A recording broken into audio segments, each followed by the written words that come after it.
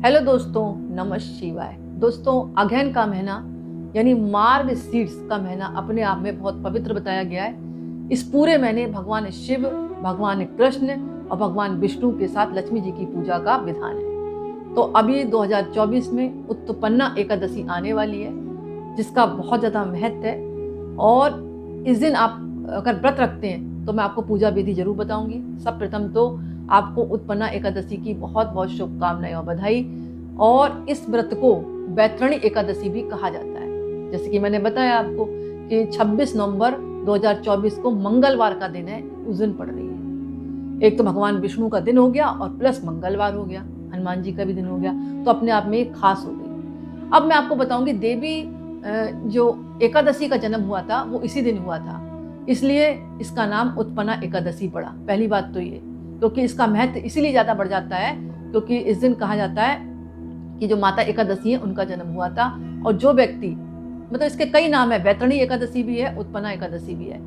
तो जो व्यक्ति इस एकादशी का व्रत रखता है या उपवास करता है, उसके जीवन की सारी मनोकामनाएं पूर्ण होती हैं। तो आप इस दिन व्रत का संकल्प करें, चौकी स्थापित करें, चौकी पर लाल कपड़ा या पीला कपड़ा बिछाएं, भगवान विष्णु की प्रतिमा रखें माँ लक्ष्मी जी के साथ, पीले फल है, पीली मिठाई है, पीले फूल भगवान को अर्पण करें, दीपक प्रज्वलित करें, 9 बत्तियों का अति उत्तम है, ऐसा जलाएं कि रात भर जलता रहे। रात्रि में आप जागरण कर सकते हैं और शाम के समय कथा का श्रवण जरूर करें। जितने भी पवित्र पेड़ हैं उनको जल मिलाकर, हल्दी डालकर, थोड़ा सा कच्चा दूध डालकर सींचे, अपनी मनोकामना बोलते हुए उनमें परिक्रमा करते हुए धागा बांधे और दीपक जरूर प्रज्वलित करें वहां पर बैठकर, और मंत्रों का जाप कर सकते हैं। आपके जीवन की प्रत्येक मनोकामना पूर्ण होगी। दोस्तों, इसकी कथा जरूर सुननी चाहिए। कथाएं शास्त्रों में अनेक आती हैं, जिसमें से मैं आपको कथा एक सुनाने जा रही हूँ। कथाओं में भेद हो सकता है क्योंकि अपने अपने राज्य के अनुसार कथा होती है। सब प्रथम मैं एक बात कहूंगी, श्री भगवान विष्णु के शरीर से माता का जन्म हुआ था, इसलिए इनका नाम जो था उत्पन्ना पड़ा था।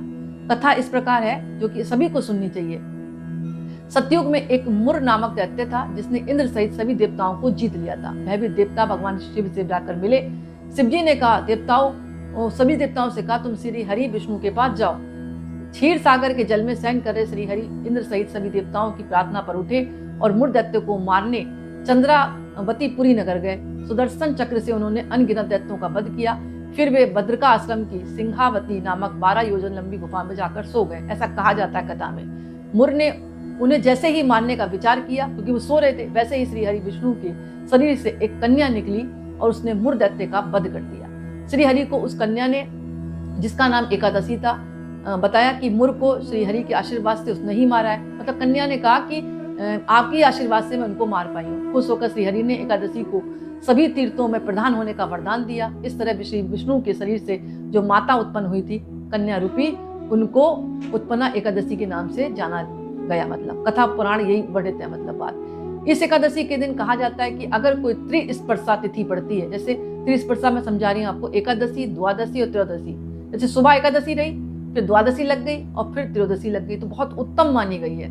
तो इस बात का आप ध्यान रखना, कभी भी अगर आप व्रत नहीं भी रखते हैं और रखना चाह रहे हैं, तो उत्पन्ना एकादशी पर अगर 3 तिथियां मिलती हैं एक साथ, तो कहा जाता है 100 एकादशी का व्रत का फल मिलता है। तो अगर ऐसी एकादशी पड़े तो आप व्रत जरूर रखें। और इस दिन जो है रात्रि जागरण कर सकते हैं, भगवान के विष्णु सहस्रनाम का पाठ कर सकते हैं, माता लक्ष्मी जी के श्री सूक्तम का पाठ है, और आपका लक्ष्मी सूक्तम है, लक्ष्मी चालीसा है। आप मतलब जो भी अपनी सामर्थ्य के अनुसार, समय के अनुसार आपको टाइम मिले वो आप पढ़ें, लेकिन श्री हरि के मंत्रों का जाप आप जरूर करें। पीले रंग के वस्त्र पहने और पीला माथे पर तिलक लगाएं। इसके अलावा जो है आप किसी की निंदा चुगली में ना रहें, और हो सके तो ब्रह्मचार्य का पालन करें।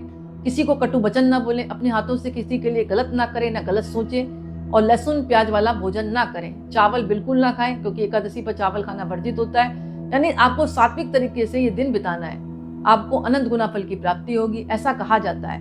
और जैसे कि मैंने बताया कि उत्पन्ना एकादशी जो है, उत्पन्ना माता का नाम है, जो कि भगवान विष्णु के शरीर से निकली थी, और उनके शरीर से निकलने के कारण इनमें बहुत ज़्यादा तेज था। तो जो भी भक्त उत्पन्ना एकादशी पर भगवान विष्णु की आराधना करने के साथ साथ माता उत्पन्ना का भी ध्यान करता है या माता उत्पन्ना की एक कथा सुनता है, तो उसका अखंड सौभाग्य बना रहता है। और अगर व्यापार नहीं चल रहा तो उसका व्यापार चलने लगता है, लेकिन मनोकामना तो माँ के आगे आपको बोलनी पड़ेगी ना। व्यापार चलाने के लिए आपको क्या करना है, 2 फूलों की माला ले, पीले गेंदे की, और जाकर विष्णु मंदिर में जाकर आप अर्पण कर दें। वहीं पर बैठकर अपनी समस्या को बोलें, अपनी मनोकामना बोलें, आपकी शीघ्र मनोकामना पूर्ण होगी। तो दोस्तों छोटे छोटे उपाय अगर कोई भक्त करता है तो उसकी सारी जीवन की मनोकामनाएं पूर्ण होती हैं। और जितना हो सके इस दिन दान पुण्य करें, आपको अनंत गुना फल की प्राप्ति होगी।